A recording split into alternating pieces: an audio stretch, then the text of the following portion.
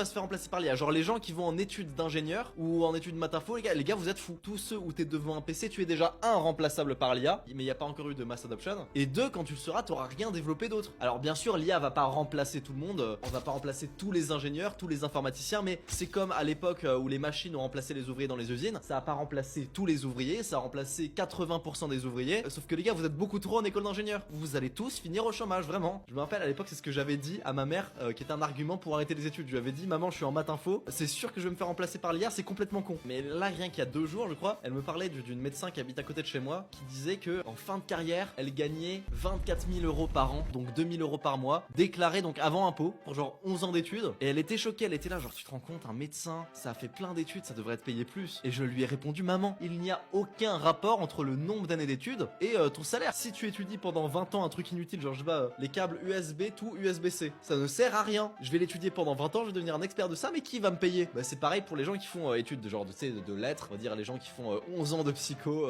11 ans de sociaux, bon pourquoi pas si vous voulez être prof à votre tour, voilà. Mais de manière générale, même les gens qui aujourd'hui font 5 ans de maths info à l'ère de l'IA, qu'est-ce que vous foutez les gars? Enfin vous êtes morts.